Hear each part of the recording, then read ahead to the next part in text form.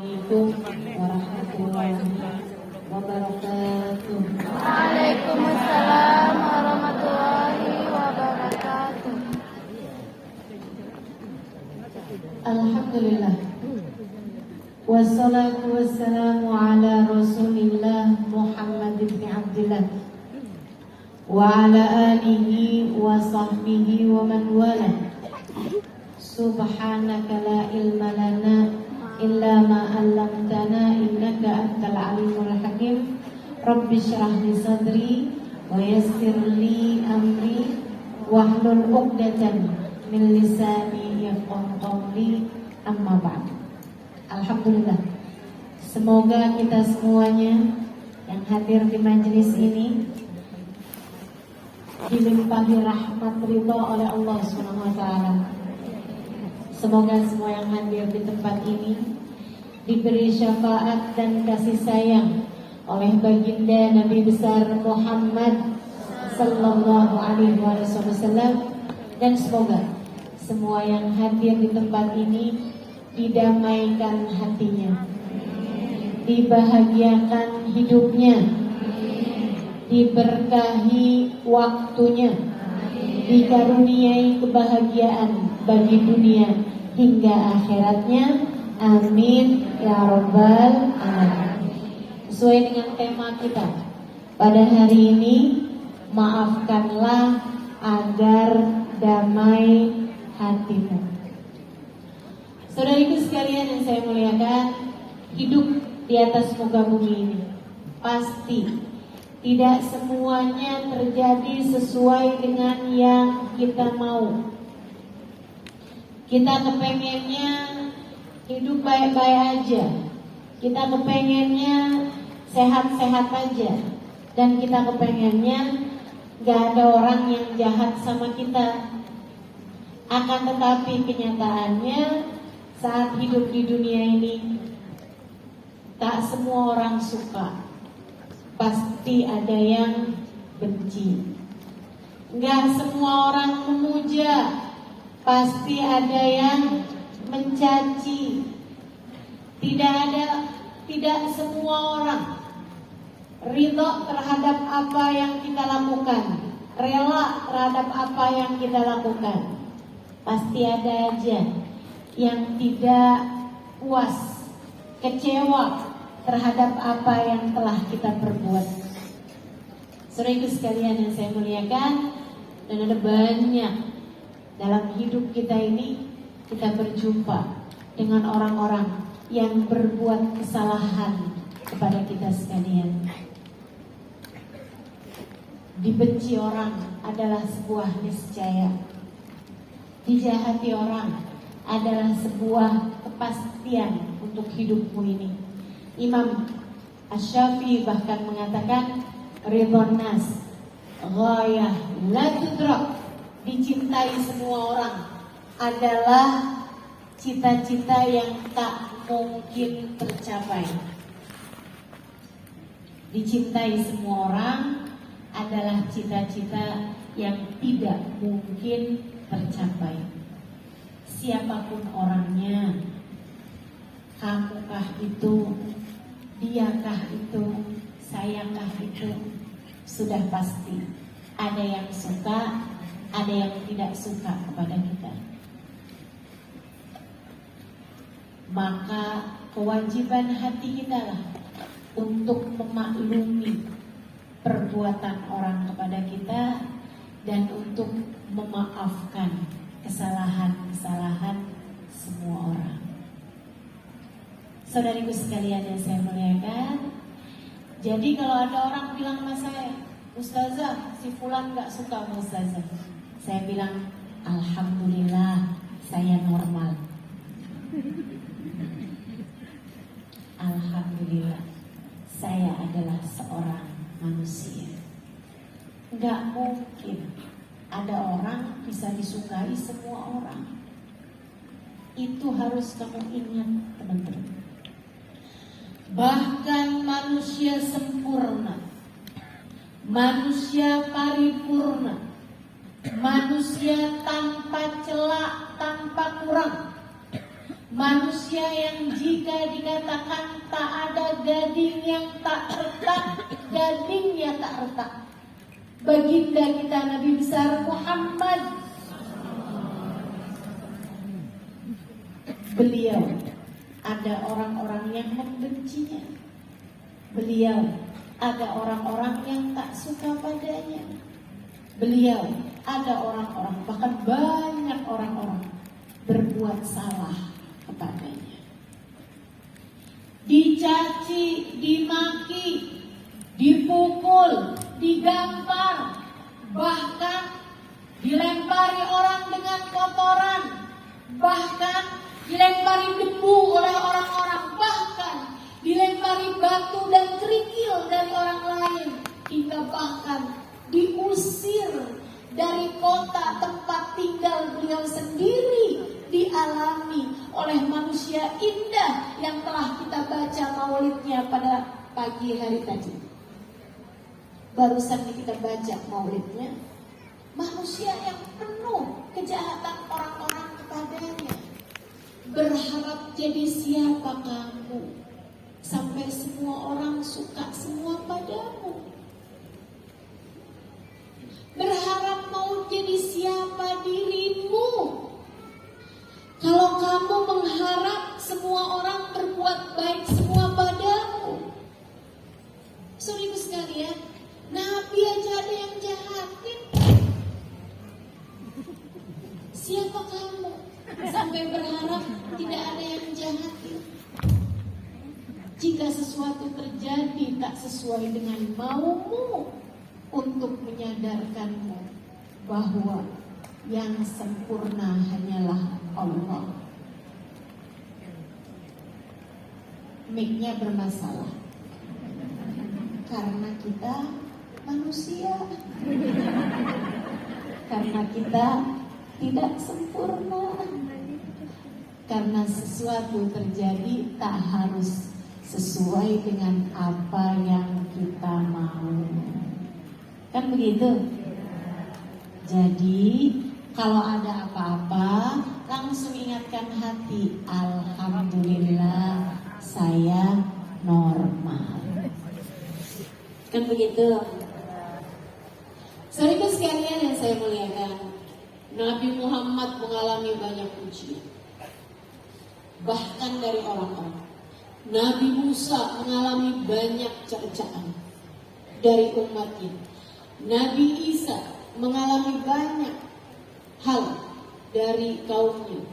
Semua nabi-nabinya Allah SWT diuji oleh kaumnya, diuji oleh keadaan-keadaan yang tidak baik-baik saja.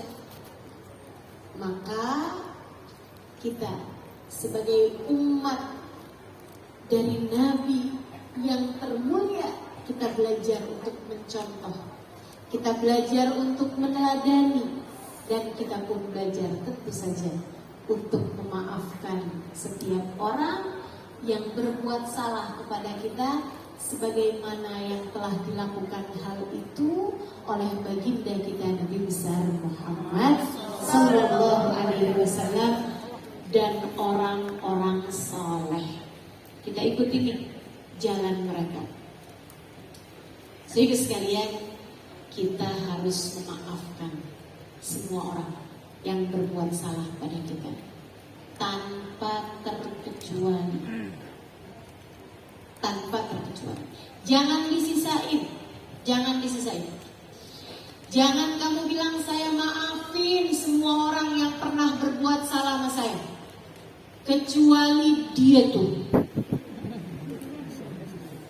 Bayangin mukanya aja udah enak rasanya perut saya.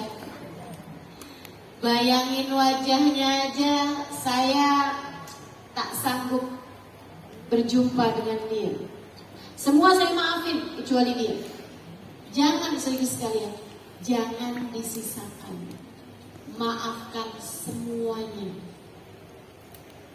Tapi berat Ustazah, saya tahu. Rasanya nggak sanggup Ustazah, saya mengerti. Rasanya kayak lukanya terlalu dalam Ustazah. Ustazah nggak paham. Kenapa gitu? Yang nyakitin saya nih Ustazah, yang merebut hati suami saya. Teman-teman sekalian, tetaplah dengarkan. Saya akan memberitahu padamu bagaimana caranya biar hati mudah memaafkan. Kenapa kamu harus memaafkan? Yang pertama, ufu tu'fa'ank. Ufu tu'fa'anki. Maafkanlah agar kamu pun dimaafkan. Saudara sekalian, kita punya dosa kepada Allah SWT. Ada nggak di sini yang nggak punya dosa? Semuanya punya? Punya apa banyak? Allah tuh perlakuannya kepada kita dalam hal memaafkan sangat erat, sebanding lurus dengan bagaimana kita memaafkan orang lain. Maka kamu harus memaafkan apapun yang jadi salahnya orang, karena kamu pun punya dosa yang kamu berharap dimaafkan oleh Allah. Kalau mau dimaafkan oleh Allah, maafkanlah kesalahan orang padamu. Fa'fu anhum wasfah, kata Allah kepada Nabi besar Muhammad SAW. Nabi diperintah untuk memaafkan kesalahan orang lain dan memaklumi perbuatan orang lain kepada beliau.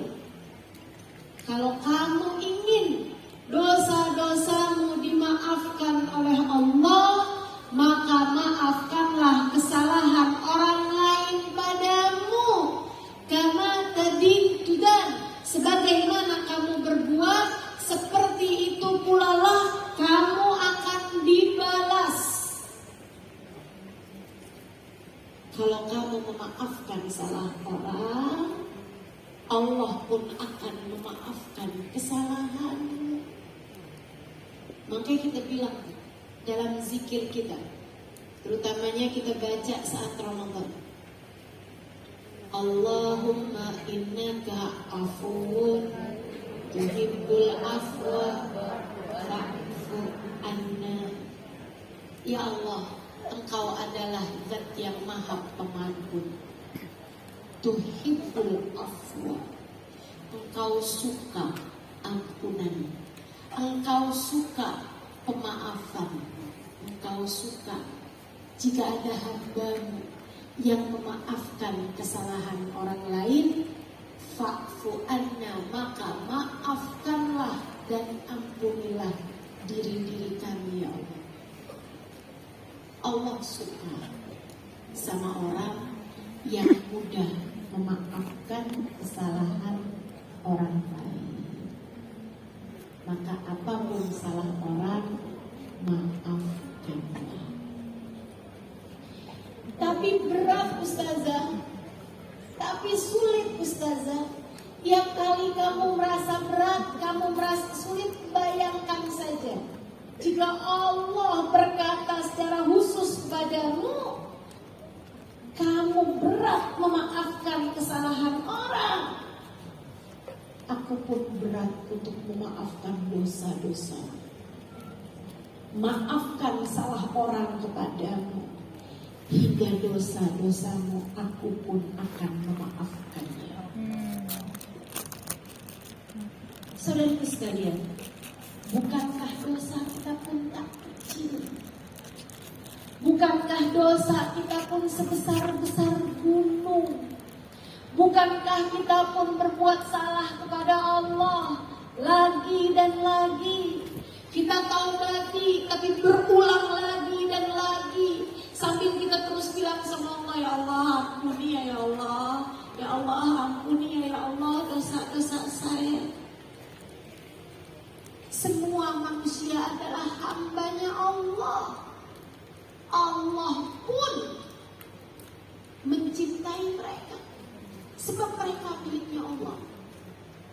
ketika ada orang berbuat salah padamu, berbuat jahat padamu, seringkali itu adalah ujian Allah dengan hatimu. Jika kamu ingin dimaafkan dosa-dosamu, maka maafkanlah pula kesalahan dan kejahatan orang lain padamu. Tidak mau memaafkan, bersiaplah untuk Allah pun tak berkenan mengampuni dosa-dosamu. Teruslah sampaikan pada hati, wahai hati berlapanglah, wahai hati maafkanlah, wahai hati kita perlu ampunan Allah. Maafkanlah siapapun yang berbuat salah pada kita, agar kita layak mendapatkan ampunan Allah.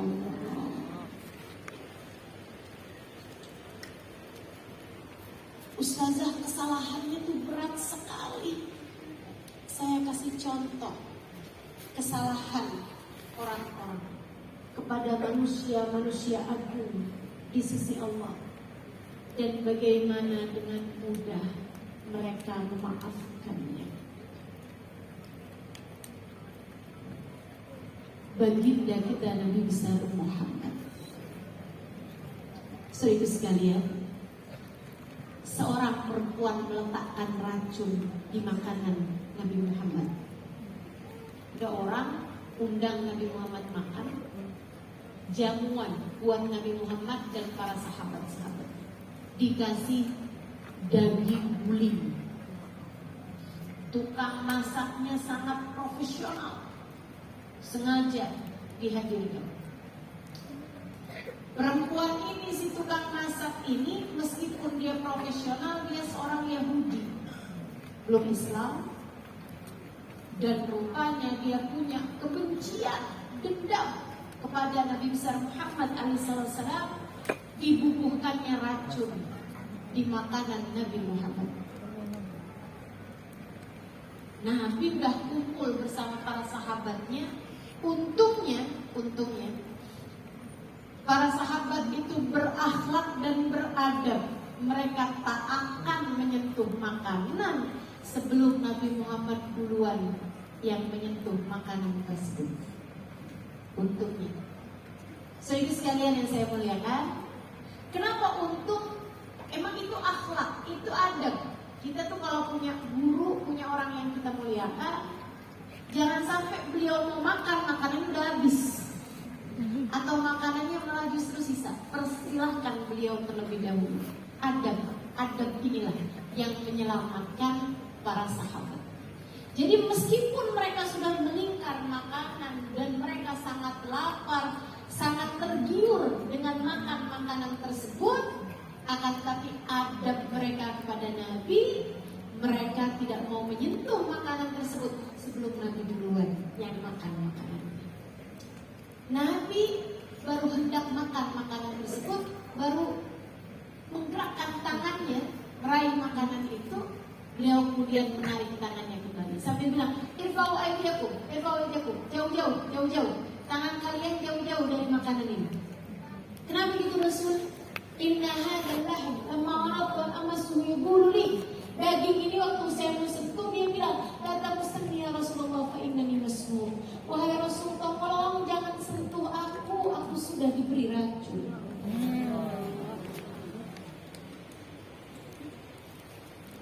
Nabi kemudian bertanya kepada yang menghidangkan makanan, siapa nih yang memasaknya? Maaf Rasul, dipanggil tukang masaknya. Apakah kamu taruh racun di makanan ini? Dia bilang, iya betul, saya taruh racun. Gampang kita ngakunya. Saya rasa mungkin dia takut. Kalau kamu bilang kamu gak taruh racun, coba makan. Khawatir dia begitu ya. Jadi dia bilang, betul, saya taruh racun di makanan ini. Maksud kamu apa? Kalau memang Nabi Muhammad adalah seorang nabi, kalau memang Muhammad benar seorang nabi, dia mesti dijaga sama Tuhan. Kalau memang dia bukan seorang nabi, biar mati aja makan makanan saya ini. Sahabat ada yang langsung buka pedangnya. Dia bilang, ya Rasulullah, orang ini telah berniat buruk kepada kita umat Islam, telah berniat buruk terhadapmu wahai Rasulullah. Untung saja Allah jaga. Bagaimana keadaannya kalau sampai makan termakan kepada salah satu di antara kita? Dia layak dibunuh wahai Rasulullah. Nabi Muhammad tersenyum kemudian berkata, amma min haqqi faqad afawtuh. Adapun dia berusaha untuk mencelakakan aku sudah memaafkan dia. Gampang maafin orangnya gampang. Baginda kita Nabi besar, bahkan kepada seorang perempuan yang membunuh paman beliau Hamzah, hingga bahkan sesudah terbunuh dia seret badannya, dia belah perutnya dengan belatinya, dia masukkan tangannya di obok-obok isi perut Sayyidina Hamzah, dia cari yang bentuknya kayak love, dia ambil hatinya, diserabutnya hati tersebut, dia makan perempuan ini, dia makan jantung Sayyidina Hamzah, hati Sayyidina Hamzah, kemudian dilepehkannya lagi jantung tersebut, hati tersebut. Saudara sekalian yang saya muliakan, sampai membuat tubuh Sayyidina Hamzah, ususnya, bagian dalamnya tercabik-cabik dan berurai-urai keluar. Nabi ketika menyaksikan pemandangan tersebut, tahu siapa yang melakukan itu kepada pamannya Hamzah. Perempuan ini datang ketika Fathu Makkah, di antara deretan orang-orang yang membaiat dan beriman kepada Nabi besar Muhammad sallallahu alaihi wasallam. Ketika sampai di hadapan Nabi, dari malunya, dari arah luar, dia sudah menutupi badannya dengan tudung yang dia pakai waktu itu. Kayak begitulah kurang lebih. Sampai di hadapan Nabi Muhammad alaihissalam, dia bilang, Muhammad, ternyata kenabianmu sudah meluas hingga pada seluruh jazirah Arab. Dengan ini Muhammad, kekuasaanmu, dia bilang, wahai Muhammad, aku lihat kekuasaanmu telah meluas kepada seluruh jazirah Arab. Dengan ini saya ikut membaiatmu Muhammad. Saya saksikan bahwasanya kamu adalah seorang utusan Allah.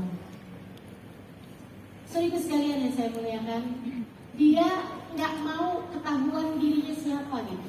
Dia tutupin badannya tersebut, dia tutupin wajahnya tersebut, dan dia mengatakan hal seperti itu.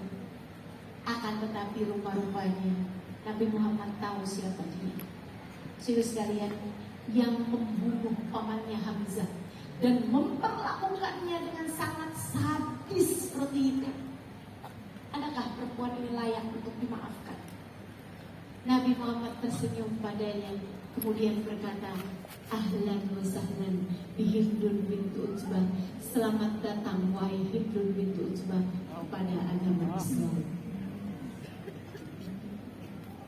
Mudah memberi maaf kepada siapa?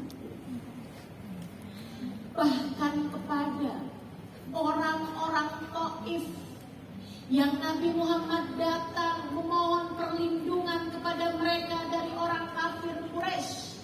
Akan tapi bukannya melindungi, akan tapi bukannya memberikan suaka kepada Nabi Muhammad, mereka malah justru melempari Nabi Muhammad dengan batu-batu kerikil, sembari mengatakan kepada Nabi Muhammad kalimat-kalimat hina. Mereka melempari Nabi Muhammad, saya mengatakan, Muhammad gila, ada orang gila, Muhammad gila, ada orang gila. Sampai Nabi Muhammad lari tunggang langgang bersama dengan darah yang mengucur dari betis beliau akibat luka-luka batu-batu kerikil yang dilemparkan ke kaki beliau sallallahu alaihi wasallam. Saudariku sekalian, orang Taif tidak pernah meminta maaf kepada Nabi. Apakah Apakah Nabi Muhammad tidak memaafkan mereka? Bahkan dari sejak awal kejadian itu, Nabi Muhammad ketika berhasil bersembunyi mengangkat tangannya, Allahumma inni ashku ilaika du'fa halati wa qillata hilati. Allahumma illam yakun alayya bika ghadabun fala ubali. Ya Allah, aku mengadu kepadamu. Siapa yang Nabi Muhammad adukan? Ya Allah, saya mengadu kepadamu orang-orang Taif yang telah melempari saya dengan batu kerikil. Saya mengadu kepadamu orang-orang yang telah meneriaki saya dengan kalimat-kalimat semacam itu. Ya Allah, saya terluka, hati saya begitu. Tidak, saudariku sekalian, tidak. Nabi Muhammad mengatakan, ya Allah, aku mengadu kepadamu betapa lemahnya diriku. Aku mengadu kepadamu ketidakmampuanku mencari jalan keluar atas permasalahanku.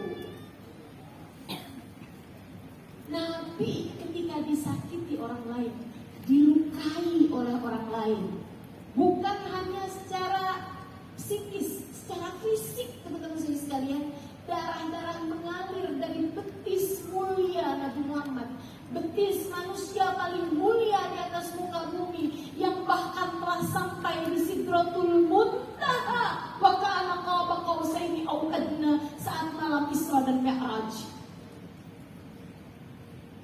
Betis yang pernah menjelajah surga, bahkan di saat beliau masih hidup di atas muka bumi.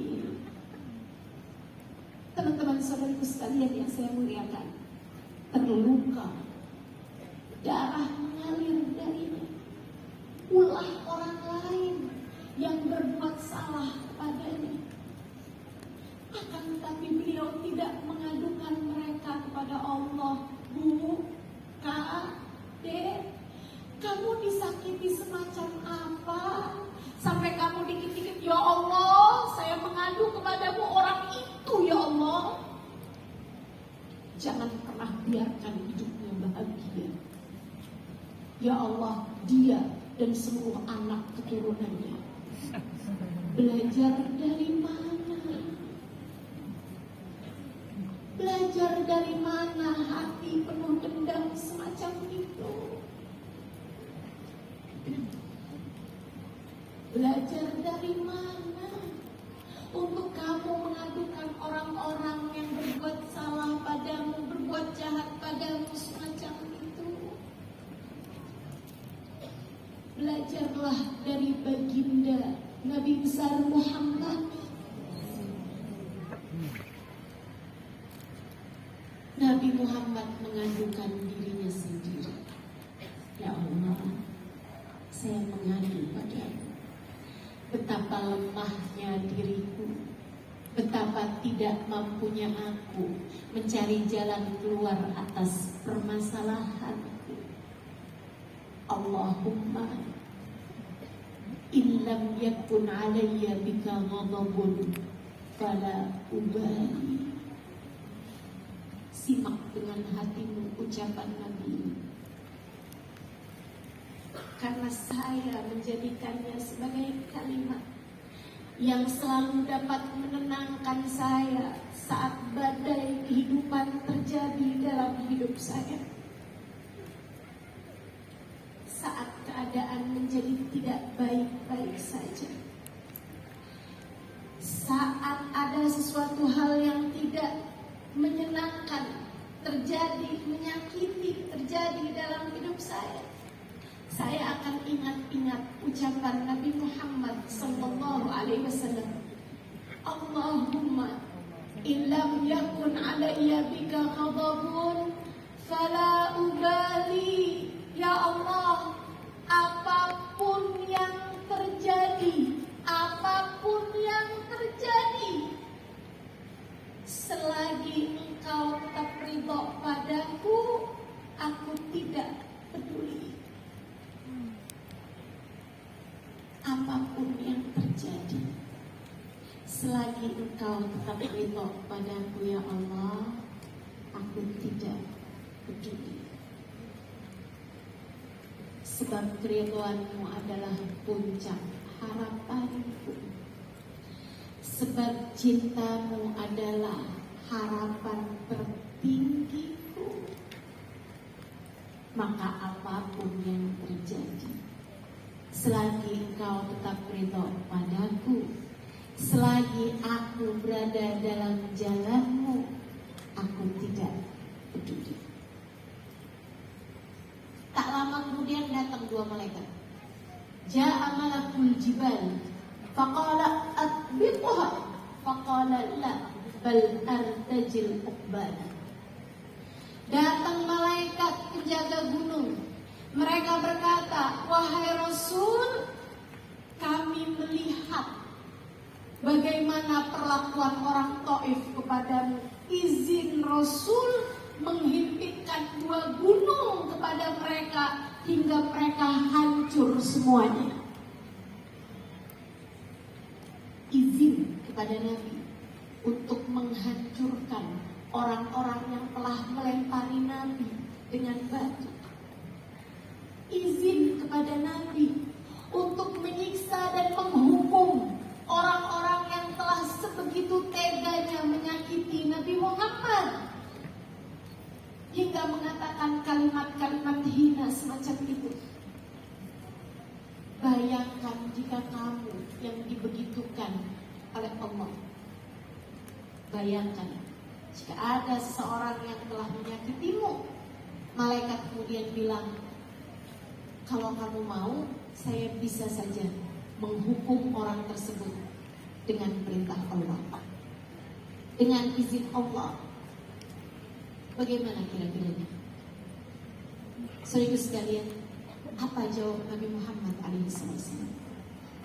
La taf'alu. Jangan, wahai malaikat, tolong jangan. Jangan sakiti mereka meski mereka telah menyakiti. Jangan hancurkan mereka meski mereka telah mengalirkan darahku. Jangan membuat mereka menderita meskipun mereka telah melukaiku. Inilah arju an yakhruja min aslabihim dzurriyyatan ya'budunallah. Aku berharap meskipun mereka tidak beriman sekalipun, aku berharap dari mereka akan lahir anak-anak yang beriman kepada Allah, kepada yang telah berbuat jahat kepada beliau. Beliau mendoakan agar mereka dapat keturunan yang saleh-saleh. Luar biasa. Maka teman-teman saya sekalian, apapun jenis kesalahan orang padamu, maafkanlah, agar Allah pun mengampuni dosa-dosa, agar Allah pun memaafkan kesalahan. Kita suka bilang, lihatin orang bikin jahat sama saya, biar Allah yang membalas. Betul? Kita suka minta Allah membalas. Ada karma dalam hidup ini. Orang yang nyakitin saya, liatin satu hari nanti dia pasti akan dibalas oleh Allah SWT dengan balasan yang lebih besar lagi. Teman-teman saya sekalian, kalau kamu percaya bahwasanya setiap kejahatan ada balasannya, kenapa kamu tidak berpikir bahwa bisa jadi kejahatan orang kepadamu saat ini adalah balasan Allah atas kejahatanmu di masa lalu? Betul kan? Kamu pikir nih, lihatin tuh, nanti orang itu dibalas sama Allah. Ya bisa jadi juga yang sekarang nih kejahatan orang padamu saat ini bisa jadi merupakan balasan Allah atas kejahatanmu di masa lalu. Kama tajiddan. Sebagaimana kamu berbuat seperti itu pula lah kamu akan dibalas. Jadi ketika ada orang lain berbuat salah kepadamu, introspeksilah. Kayaknya memang saya pernah nih nyakitin orang lain kayak begini nih dulunya. Alhamdulillah dibalasnya di dunia aja. Mudah-mudahan tidak lagi dibalas di akhirat nanti. Allah ampunilah seluruh dosa-dosaku. Gitu. Jadi maafin siapapun berbuat salah kepadamu. Sehingga sekalian, agar dosamu diampuni Allah. Allah tuh banyak mengampuni dosa kita karena kita memaafkan kesalahan orang lain. Satu. Yang kedua, maafkan kesalahan orang lain agar amalmu diterima oleh Allah. Bu, Kak, Dek, Nak, kalau kamu menggantungkan atau tidak memaafkan kesalahan orang kepadamu, maka marahmu itu, kamu tidak mau memaafkan orang tersebut, dendam yang ada di dalam hatimu tersebut menjadi payung, menjadi penghalang yang menghalangkan amal ibadahmu untuk naik ke atas, diterima oleh Allah, jadi terhalang sama dendammu tersebut, dan juga menghalangi apa yang Allah Subhanahu wa taala turunkan, termasuk ampunan, termasuk kasih sayang, termasuk rahmat untuk turun kepadamu, terhalang dengan dendammu tersebut kepada satu saja orang dari hamba-hambanya Allah Subhanahu wa taala. Nabi Muhammad mengatakan, "Salafatun la turfa' salatuhum fawqa ru'usihim." Ada 3 kelompok orang, kalau dia sholat, sholatnya tidak terangkat satu jengkal pun dari kepalanya. Kalau terangkat saja tidak, bagaimana mungkin akan diterima? Terangkat aja enggak, gimana mau naik gitu kan? Gimana mau terkirim gitu? Nah kalau terkirim aja enggak, gimana mau diterima? Kalau diterima saja tidak, bagaimana mau dibalas? Kamu beribadah kepada Allah, tapi kamu menjadi salah satu dari 3 kelompok orang ini. Itu kayak semacam kamu telepon atau kamu kirim WhatsApp, akan tetapi handphone kamu tersebut nggak punya pulsa, sehingga tidak terangkat, tidak terkirim dari handphonemu tersebut. Gimana kamu mau berharap dibalas kalau terkirim saja tidak? Itu Nabi Muhammad bilang ada 3 kelompok orang yang sholatnya, ibadahnya, doanya, sedekahnya, Qur'annya, sholat duhanya, hadir majelis ilmu sekalipun tidak terangkat satu jengkal pun dari atas kepalanya. Siapa mereka wahai Rasul? Imam zalim, pemimpin yang zalim pada rakyatnya, pejabat yang tidak disukai oleh rakyatnya, pejabat yang berbuat zalim kepada rakyatnya. Sehingga sekalian saya muliakan, sholatnya tidak terangkat satu jengkal dari atas kepalanya, ibadahnya terhalang darinya. Amanat yang sangat besar. Karenanya kalau kiranya tidak dapat menanggung amanat, tidak bisa menjaga amanat, sebaiknya jangan mencalonkan diri. Kan begitu? Yang hadir di sini nih, kita nggak usah nyalonin lah ya, karena juga kayaknya nggak kepilih. Mudah-mudahan Allah kasih negeri kita ini pemimpin-pemimpin yang amanah, pemimpin-pemimpin yang adil, yang bertakwa kepada Allah dan sayang sama rakyat. Amin ya rabbal alamin. Dan kita doakan pemimpin-pemimpin kita juga, pejabat-pejabat kita, semoga Allah Subhanahu wa taala karuniakan ketakwaan kepada Allah, dan kasih sayang kepada segenap rakyatnya, insya Allah. Amin ya rabbal alamin. Ibu sekalian saya muliakan, yang kedua, yang sholatnya tidak akan terangkat satu jengkal pun dari atas kepalanya, imra'atun batat wa zawjuha 'alaiha sahid, seorang istri yang melalui waktu, yang berada di sebuah waktu di mana suaminya tidak ridho padanya. Suaminya marah padanya, suaminya kesel kepadanya. Dek, Kak, Bu, Nak, siapapun darimu yang jadi seorang istri, saat suamimu sedang marah kepadamu, kamu mengerjakan sholat apapun, sholatmu tak akan terangkat satu jengkal pun dari kepalanya. Kalau kamu sedang tidak mendapatkan keridhaan suamimu, suamimu sedang marah padamu, jangan hadir di majelis. Percuma. Maka siapapun darimu yang saat ini suamimu sedang marah kepadanya, kamu tahu kamu sedang gak akuran sama suami, buruan minta maaf. Sebelum saya lanjutkan ucapan saya ini. Percuma kamu duduk di majelis jika suamimu tak ridho padamu.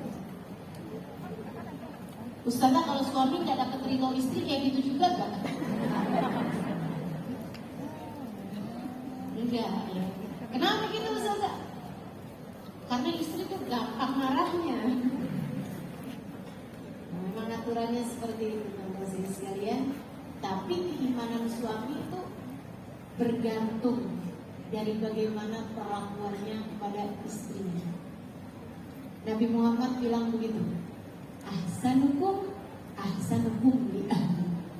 Yang paling mulia di antara kalian, yang paling baik kalian di sisi Allah, wahai kaum laki-laki, yang paling baik memperlakukan istrinya. Ini saya kasih senjata para istri. Saya yakin nih pulang-pulang gak nyampein ucapan saya yang pertama, nyampeinnya ucapan saya yang kedua. Kata Ustazah, Bang, nilaimu di hadapan Allah tergantung dari bagaimana kamu memperlakukan saya, istri. Kalau kamu mau dianggap baik di sisi Allah, kamu harus baik, Bang, sama saya, Bang. Kata suaminya, tapi sholatmu gak akan diterima selagi saya marah dan tidak ridho kepadamu, bukan? Itu juga kata Ustazah, kan? Saya dengarkan live streamingnya tadi. Sehingga sekalian, kemudian yang ketiga, ini nih pembahasan kita sekarang.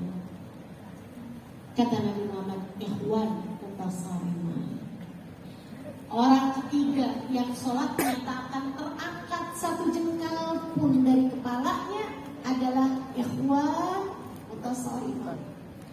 Orang yang saling tidak akuran, orang yang saling menyimpan dendam, seseorang yang belum memaafkan kesalahan orang lain, dendam kamu tumpuk dalam hatimu 10 tahun, 10 tahun itu pula lah sholatmu tidak diterima Allah, puasamu tidak diterima Allah, sedekahmu sia-sia, bahkan kalau kamu haji, bahkan umrah, Allah Subhanahu wa Ta'ala tidak akan menerima semua ibadahmu selagi hatimu masih menyimpan dendam kepada salah satu dari hamba Allah Subhanahu wa Ta'ala yang beriman. Sayangi hatimu seluruh sekalian, sayangi dirimu, sayangi ibadahmu, maafkan siapapun yang pernah berbuat salah kepadamu, karena kamu lebih mulia daripada itu. Kamu berhak atas ampunan Allah. Kamu berhak untuk diterima di sisi Allah. Kamu berhak untuk mendapatkan hadiah-hadiah dari Allah. Kamu berhak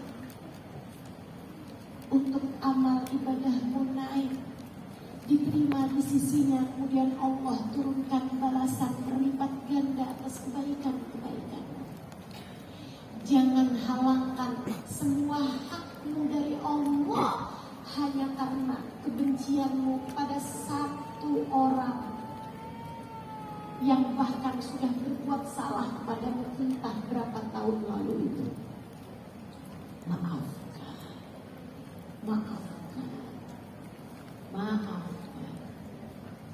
Bukan demi dia, bukan demi dirimu sendiri, demi amal ibadahmu agar diterima oleh Allah. Bu, Kak, Dek, Nak, orang yang kamu kesel sama dia, orang yang kamu marah sama dia, nggak sepenting itu sampai menghalangkan amal ibadahmu diterima sama Allah. Karena dia nggak penting, maafin, maafin. Jangan mau-maunya taruh dendam dalam hatimu kepada orang tersebut. Amal ibadahmu diterima itu penting. Allah turunkan rahmat padamu itu penting. Sebab nasib hidupmu berada dalam genggaman Allah. Saya khawatir jika kamu mati membawa dendam tersebut, Allah yang hendak menurunkan husnul khatimah terhalang dengan dendammu sehingga kamu mati tidak dengan membawa husnul khatimah. Jangan mau, Kak. Jangan mau, Bu. Jangan mau, Nak, Dek. Jangan mau. Maafkan aja semua orang yang pernah berbuat salah padamu, apapun kesalahannya. Mau dia pelakor suamimu, mau dia yang mencelakakan anakmu, mau dia yang menjadikan tokomu jadi tutup misalnya, karena dia buka toko sebelah lebih murah. Kamu marah kepadanya, kamu kesal kepadanya, kamu bilang saya tidak akan memaafkan kesalahan kamu. Saudariku sekalian yang saya muliakan, jika kamu kesal sama dia kan berarti orang yang gak penting. Kamu mau orang tidak penting itu menghalangkan ibadahmu yang segitu pentingnya untuk diterima oleh Allah? Kamu mau orang yang menurut kamu tidak penting tersebut menghalangkan rahmat ridha Allah untuk turun padamu, bahkan menghalangkan syafaat Nabi Muhammad untuk turun padamu? Jangan mau begitu atas nama cinta. Saya sampaikan padamu, maafkan siapapun yang berbuat salah padamu. Jangan mau terhalang dari rahmat ridha Allah. Jangan mau terhalang dari syafaat Nabi Muhammad. Jangan mau terhalang dari diterimanya segala kebaikan-kebaikan yang kamu lakukan. Maafkan. Maafkan. Maafkan. Udah? Masih kurang? Saya tambah satu lagi. Untukmu yang masih berganjalan sehingga kurang bisa melepaskan kemarahan, saya ingatkan padamu, tidak ada sesuatu terjadi kecuali dengan izin Allah. Kamu tidak mau memaafkan, artinya kamu tidak mau berdamai dengan takdir yang didatangkan oleh Allah. Kamu tidak mau memaafkan orang, artinya kamu tidak memaafkan Allah. Seolah kamu menyalahkan takdir buruk yang datang dalam kehidupan. Seolah kamu berkata, ya Allah, kenapa saya kau timpakan hal semacam ini? Betapa sangat kejamnya takdirmu ya Allah. Betapa sangat jahatnya engkau berlaku kepadaku ya Allah. terjadi kecuali dengan izin Allah. Bu, Kak, Dek, Nak, bahkan hembusan angin tak akan berhembus kecuali dengan izinnya. Bahkan tak ada daun jatuh di atas muka bumi ini kecuali dengan izinnya. Wa ma ramaita id ramaita walakinnallaha rama. Tidaklah kamu melempar ketika kamu melempar, melainkan Allah lah yang melempar. Allah sebagaimana yang sering kita lafalkan sudah sholat kita. La mani'a lima a'taita wa la mu'tiya lima mana'ta wa la radda lima qadaita wa la yanfa'u dzal jaddi minkal jadd. Tidak ada yang bisa memberi ketika Allah menghalangi. Tak ada yang bisa menghalangi ketika Allah hendak memberi. Tak ada yang bisa merubah apapun yang telah ditetapkan Allah. Dan tak ada kekuatan di atas kekuatan Allah Subhanahu wa ta'ala. Karenanya tak ada yang terjadi kecuali dengan izinnya yang telah mengatakan fa'alun lima yurid. Allah lah yang menghendaki apapun yang dia kehendaki. Tak ada sesuatu terjadi kecuali dengan izinnya. Tak ada apapun yang dapat terjadi kecuali karena Allah mentakdirkannya. Tak ada orang dapat berbuat apapun kepadamu kecuali karena memang Allah mentakdirkanmu untuk merasakan hal-hal itu. Maka saudariku sekalian, maafkanlah siapapun yang pernah berbuat salah padamu. Karena sejatinya semuanya datang dari Allah. Itu sebabnya kenapa para kekasih-kekasih Allah begitu mudah memaafkan. Sayyidina Ali Zainal Abidin, saudara sekalian, lagi sholat di masjid, datang orang yang bilang kembalikan uang saya. Uang aku Pak, mohon maaf. Uang saya. Kamu curi kan uang saya? Saya tadi sholat, di samping saya ada uang saya. Saya seorang pedagang. Saya sedang transit di kota ini. Saya tadi tidur, ada uang saya di samping saya. Gak ada di masjid ini kecuali kamu. Dari awal saya tidur sampai saya bangun, gak ada siapa-siapa kecuali kamu. Kembalikan uang saya. Maaf Pak, di dalamnya ada berapa ya? 10 juta misal. Baik, ya Pak, ke rumah saya. Nyampe di rumah beliau keluarkan uang 10 juta. Kemudian disampaikan kepada orang tersebut, nih Pak, udah gak usah rame-rame ya Pak, jangan buka-buka aib orang. Apaan sih? Udah nyuri dibalikin pakai acara kayak begitu lagi. Dia pergi ke rumah temennya, sampai di rumah temennya kembalikan uang tadi ini. Nih, kamu di sembarangan aja, tidur di masjid, duit kamu di samping kamu gitu aja. Untung kita selamatkan duitnya, jadinya nggak dicuri orang. Wah, siapa tuh yang udah saya curi uang yang sudah saya minta kembalikan uang saya, sudah saya tuduh mencuri uang saya. Dia bilang, emang kenapa? Kalau dia nggak nyuri, kenapa duit saya dibalikin? Kenapa dia malah kasih uang ke saya? Ya ampun, siapa tuh orang? Dia bilang, orangnya memangnya di mana? Saya tadi ada lihat orang sholat dari sejak saya tidur sampai saya bangun uang saya nggak ada, saya tuduh dia nyuri uang saya. Dan kembalikan, saya bawa ke rumahnya.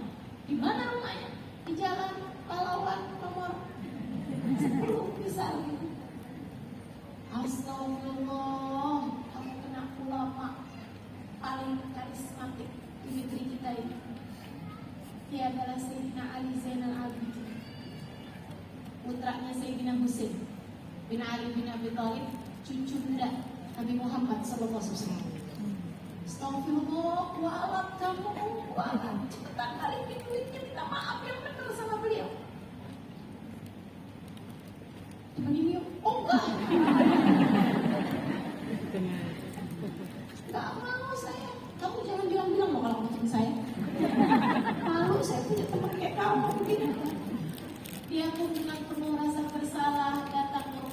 Ali Zainal Abidin, Tuhan maafkan saya. Ternyata uang saya disimpankan sama kawan saya, Engkau tidak mengambil uang saya. Tuhan maafkan saya Tuhan, saya tidak tahu mau kawan adalah Sayyidina Ali Zainal Abidin. Kembalikan duit. Beliau dengan tersenyum. Ini kalau modelannya kayak saya aja yang digituin, saya bakal bilang, tuh kan, makanya jangan sembarangan menuduh orang. Beliau dengan tersenyum mengatakan, sudah saya maafkan dari sejak awal. Adapun uang ini, nahnu tidak lam nastarida. Kami adalah orang-orang yang jika sudah memberi, tidak akan kami ambil kembali hadiah untukmu.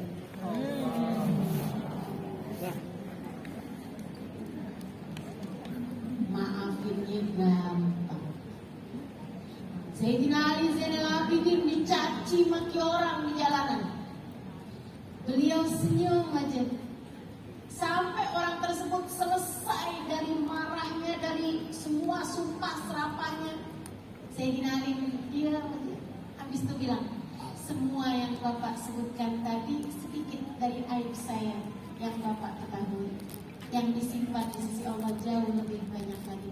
Terima kasih ya Allah telah menutupi aib-aibku di antara hamba-hamba.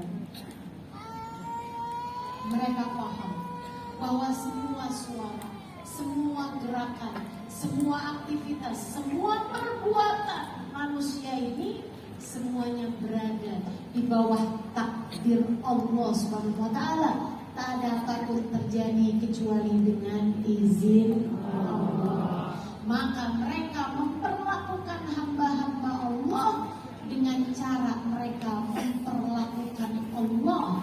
Mereka memuliakan siapapun, mereka memaafkan yang bersalah kepada mereka, mereka berbuat baik kepada orang yang telah menyakiti mereka. Bahkan jika kesalahan orang tersebut membuat mereka mati sekalipun, jangankan celaka, mati sekalipun. Sayyidina Hasan bin Ali bin Abi Thalib, ini cerita favorit saya tentang memaafkan. Karenanya meski berulang saya akan sampaikan. Saudara sekalian yang saya muliakan, Sayyidina Hasan bin Ali bin Abi Thalib meninggalnya diracun oleh gubernur Madinah. Teman-teman sekalian, ini fakta, ini sejarah, ya. Beliau meninggalnya diracun oleh gubernurnya Madinah yang bayar orang, sampailah ada orang kerja di rumah Sayyidina Hasan. Berbulan-bulan lamanya dia berhasil kemudian meletakkan, sesudah sempat ragu-ragu, ya Allah, orang sebaik ini saya masa mau racun beliau, ya Allah, saya takut, saya gak mau. Tapi diancam, kalau kamu tidak melakukannya seluruh keluargamu akan kami bunuh. Ternyata cerita seperti itu sejarah ya, dari zaman dulu teman-teman. Mudah-mudahan Allah selamatkan kita semua insya Allah dari orang-orang yang berniat buruk pada kita insya Allah. Sehingga sekalian saya muliakan, dia pun masukkan racun di minuman pagi Sayyidina Hasan bin Ali bin Abi Thalib. Beliau tentu tidak tahu ada racun di minuman beliau, beliau pun segera meminumnya. Sekalian dari tadi saya haus, gak dapat kesempatan buat minum, sekarang waktu yang tepat.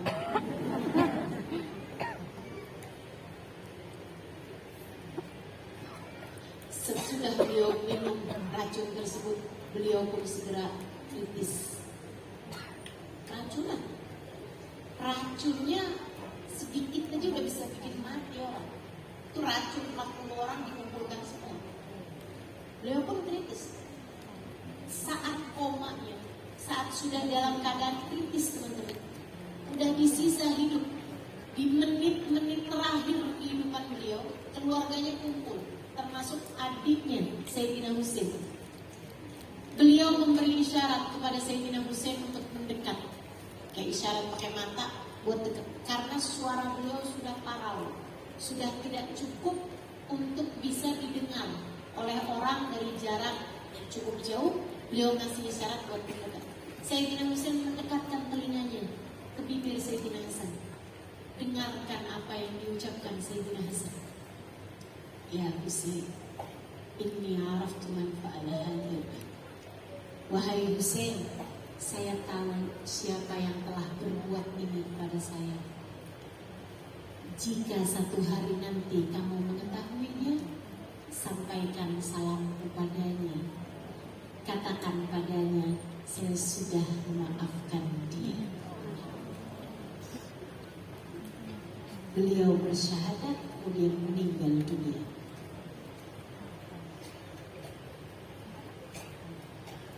Menjadi penyebab kematiannya dimaafkan dengan segitu lapangnya. Saya tahu siapa yang berbuat ini. Saya tahu nih kepalanya nih siapa nih yang telah merencanakan pembunuhan saya lewat racun ini. Saya tidak akan memberitahukannya kepadamu adikku, karena hatimu belum tentu seluas itu. Akan tetapi jika satu hari nanti kamu tahu, dan kalau kamu berjumpa padanya, sampaikan padanya salamku. Katakan padanya, aku sudah memaafkan dia. Mengapa para kekasih-kekasih Allah begitu mudah memaafkan kesalahan orang, meski sebesar itu kesalahannya? Karena mereka paham tak ada apapun terjadi kecuali dengan izin Allah. Kematian diracun hanya membuat orang yang diracun mati dalam keadaan syahid. Itulah faktanya. Maka dengan lapang hati beliau pun memaafkan orang yang telah meracuninya tersebut. Subhanallah. Mari belajar dari mereka. Mari berguru dari orang-orang saleh. Yuk belajar. Kita lihat suami kita sebagai hambanya Allah. Tak ada apapun yang dia lakukan kecuali dengan izin Allah. Kita lihat anak-anak kita adalah hamba-hambanya Allah. Perlakuan mereka kepadamu tak akan terjadi kecuali dengan izin Allah. Dan Allah itu ketika memberi kepadamu sesuatu yang tidak menyenangkan, ada pelajaran besarnya yang seharusnya kamu ambil. Jadi sekalian, kalau kamu lihat tingkah anakmu misalnya yang kurang menyenangkan, daripada kamu bilang, mama sakit hati, kamu kalau mama gak sayang bisa mama kutuk jadi batu. Di Padang ada maling kundang ya. Daripada begitu, lebih baik kamu ingat-ingat, ini adalah apa yang Allah kehendaki. Allah menghendaki anak saya berkata sekasar ini kepada saya. Kenapa? Oh, sepertinya zaman dulu saya juga pernah berkata kasar kepada orang tua saya. Ya Allah, ampuni dosa saya ya Allah, ampuni dosa saya ya Allah. Nah, kamu mama maafkan, ibu maafkanmu. Di hadapan anak kita sampaikan begitu, di hadapan Allah pun juga kita sampaikan begitu. Saat malam hari tiba, ketika kamu bangun bertahajud, sesudah malammu, sudah sholatmu, kamu angkat tangan dan kamu bilang, ya Allah, saya memang sedih ketika anak saya berkata seperti itu ya Allah, akan tetapi saya ridho kepadanya ya Allah. Saya ridho kepadanya ya Allah. Saya ridho kepadanya. Maka ridhoilah anak saya ya Allah. Ridhoilah anak saya ya Allah. Saya memang sedih tapi saya ridho kepadanya. Itu penting. Jangan sampai keluar kata-kata di lisanmu, saya tidak ridho kepada anak saya. Kenapa? Sebab kalau kamu tidak ridho kepada anakmu, Allah pun tidak ridho padanya. Kalau anak tidak diridhoi Allah, hanya akan menuju pada api neraka. Na'udzubillah min dzalik. Sebab ridho Allah fi ridhol walidain wa sukhutullah fi sukhtil walidain. Ridho Allah terletak pada ridhoan orang tua, murka Allah pun terletak pada kemurkaan orang tua. Jangan sampai kamu tidak ridho kepada anakmu, membuat Allah tidak ridho kepada mereka, maka mereka pun jauh dari dari jalan keridhaan Allah Subhanahu wa taala. Semakin hari semakin tidak baik, semakin hari semakin jahat, semakin hari semakin tidak menjadi orang yang saleh atau saleh.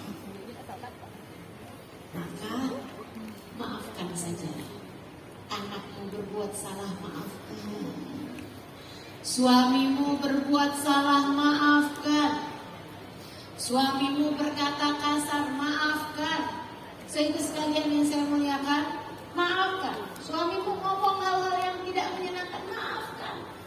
Maafkan saja. Kalau kamu tidak bisa mengatakannya atau akan hanya akan membuat dia semakin marah, dalam hati aja, ya Allah saya sudah maafin dia, ya Allah saya sudah maafin dia. Kenapa gitu? Sebab apa yang terjadi semuanya dengan izin Allah. Ya Ustazah, kenapa Allah mengizinkan suami saya berkata kasar seperti itu kepada saya? Untuk mengajarkanmu bahwa kalimat kasar itu menyakitkan hati, bukan? Maka kamu jangan melakukan hal semacam itu. Untuk memberikanmu ujian, masa hidupmu senang terus? Hidup tuh mesti diuji, hidup tuh banyak masalahnya. Kalau banyak cucian kotornya namanya laundry, bukan hidup. Tapi kalau hidup di dunia kan pasti banyak masalahnya. Untuk Allah menguji liyabluwakum ayyukum ahsanu amala. Untuk aku menguji, kata Allah, siapa di antara kalian yang tetap dapat berbuat kebaikan. Gitu. Jadi mau orang berbuat semacam apapun, kita maafkan sajalah semua kesalahan orang kepada kita. Insya Allah. Insya Allah. Lapang hati kita, damai hati kita, bagus urusan kita kepada Allah SWT. Jadi saat suami sedang berkata kasar, kita lihatin wajahnya, subhanallah. Kata-kata kadang-kadang keras, kadang-kadang pelan. Allah menjadikan hidung dia kembang menipis. Allah menjadikan mata dia ntar menyipit, ntar membelalak. Allah menjadikan keringat di muka dia. Allah menjadikan sampai urat-urat di lehernya pula. Subhanallah, Maha Agung Engkau ya Allah. Gitu. Enak kan? Ingat Allah. Ingat Allah. Tidak ada sesuatu terjadi kecuali dengan izin Allah. 3 hal itu jika kamu melakukannya, hatimu jadi lebih mudah memaafkan kesalahan orang. Maafkan agar dosamu diampuni Allah. Maafkan agar amal ibadahmu diterima Allah. Dan rahmat, hidayah, inayah, karunia dari Allah sampai kepadamu. Kemudian yang terakhir, maafkan sebab tak ada sesuatu terjadi kecuali dengan izin Allah. Dengannya hatimu akan damai, dengannya hidupmu akan jauh lebih tenang, dengannya rahmat anugerah dari Allah segera akan kamu dapatkan. Saudara sekalian, nih di akhir majelis saya memintamu untuk mengingat semua orang yang pernah berbuat salah padamu, untuk mengingat semua orang yang kamu menaruh dendam kepadanya. Saya minta kepadamu atas nama cinta, karena saya sayang padamu, teman-teman saudara sekalian, sahabat-sahabatku sekalian. Saya minta padamu saat ini juga kamu dengan kelapangan hati berkata, ya Allah, saya sudah memaafkan dia. Mau begitu? Mau. Bismillah. Sekarang bayangkan orang itu. Bayangkan orang itu yang kamu masih kesel selama ini sama dia atas apapun kesalahannya kepadamu. Kemudian ucapkan sesudah saya, ya Allah, saya sudah memaafkan maafkan dia, maka ampunilah segenap dosa-dosa saya ya Allah. Turunkanlah rahmat anugerah darimu untukku ya Allah. Ala hadihin ya ila hadratin Nabi Al-Fatihah.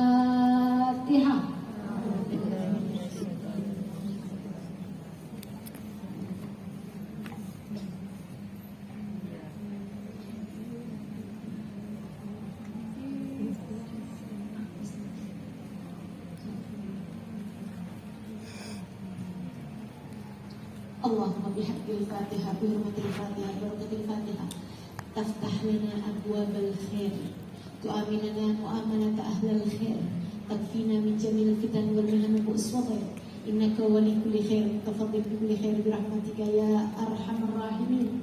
Allahumma inna nas'aluka ziyadatan fid din barakatan fil umur wa sihhatan fil jasad wa sa'atan fil rizqi wa tawbatan qabla al maut wa syahadatan inda al maut wa maghfiratan ba'da al maut wa afwan inda al hisab wa amanan min al adab wa nasiban min al jannah wa rizqna an nadhar ila wajhika al karim. Allahumma afina min bala'ik wa awzi'na syukra na'maik wa adibna barda afik wa halawata munajatik. Ya Allah, pandanglah semua yang hadir di majelis ini dengan pandangan kasih sayang. Sayangilah semuanya ya Allah. Sayangilah semuanya ya Allah. Sayangilah semuanya ya Allah. Karuniakanlah rahmat-Mu pada kami semuanya ya Allah. Sayangilah kami ya Allah. Sehingga dengan kasih sayang tersebut kami dapat menyayangi semuanya ya Allah. Dengan kasih sayang tersebut kami dapat menyayangi keluarga kami ya Allah. Kami dapat menyayangi suami kami, anak-anak kami, saudara-saudari kami, sahabat-sahabat kami, semua yang berjumpa dengan kami, semua yang pernah berbuat baik pada kami, dan semua yang pernah berbuat jahat pada kami. Sayangilah kami ya Allah, yang dengannya kami mudah memaafkan kesalahan siapapun yang pernah berbuat salah kepada kami ya Allah. Ampunilah kami, ampunilah segenap dosa-dosa kami, ampunilah dosa kedua orang tua kami, ampunilah dosa suami kami, ampuni dosa anak-anak kami, ampuni dosa saudara-saudari kami, ampuni dosa semua orang-orang yang kami sayangi ya Allah. Jangan biarkan kami mati bawa dosa ya Allah. Jangan biarkan kami mati bawa dosa hingga kami kelak disiksa. Jangan biarkan ya Allah kami mati membawa dosa-dosa kami, hingga saat melewati jembatan Sirat kami tidak selamat disebabkan dosa-dosa kami. Ampunilah segenap dosa-dosa kami ya Allah, hingga di hari akhirat di padang mahsyar kami Engkau giring di belakang Nabi Muhammad.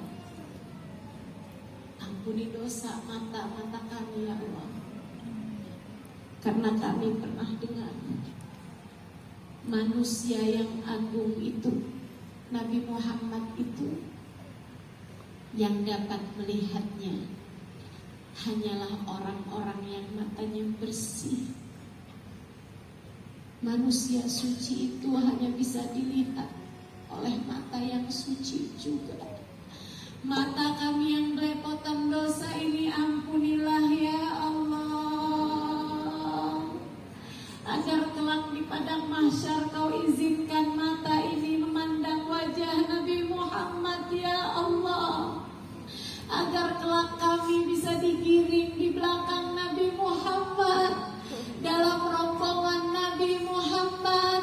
Jangan ada yang tertinggal ya Allah, jangan ada yang terlewat ya Allah, jangan ada yang terusir ya Allah.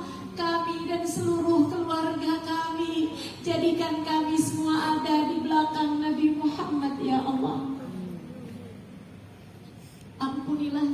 segenap dosa-dosa kami ya Allah. Ampunilah segenap dosa-dosa kami.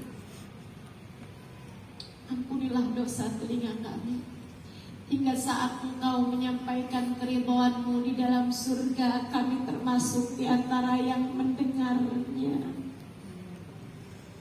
Ampunilah dosa lisan-lisan kami ya Allah, yang entah telah berapa banyak menyakiti orang lain.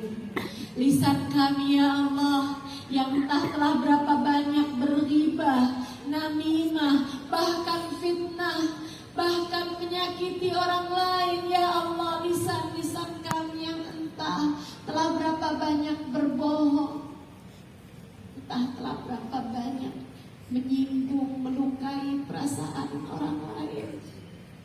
Kami mohon padamu ya Allah, lisan-lisan kami ini ampunilah ya Allah. Ampunilah ya Allah. Jadikan orang-orang yang kami pernah berbuat salah kepadanya mudah untuk memaafkan kami. Dan kami semuanya ya Allah, hati kami lapangkan memaafkan kesalahan orang lain. Lisan-lisan kami ampunilah, karena kami berharap lisan kami ini akan dapat kami gunakan mengucapkan salam langsung di hadapan Nabi Muhammad. Sesudah Engkau mengizinkan kami mengucapkan salam kepada beliau di atas muka bumi ini, dalam sholawat salam kami, dalam pembacaan maulid-maulid kami, saat-saat qiyam kami, Kau telah mengizinkan kami mengucapkan salam kepada Nabi Muhammad. Izinkan kami ya Allah di akhirat nanti mengucapkan salam langsung di hadapan Nabi Muhammad, dan mendengar jawaban salam dari beliau secara langsung ya Allah. Kami berharap lisan kami dapat menjawab pertanyaan mungkar nakir. Karenanya ampunilah segenap dosa-dosa dari lisan-lisan kami. Kami berharap lisan kami di akhir kehidupan dapat mengucapkan kalimat tauhid, dapat mengucapkan kalimat la ilaha illallah, la ilaha illallah, la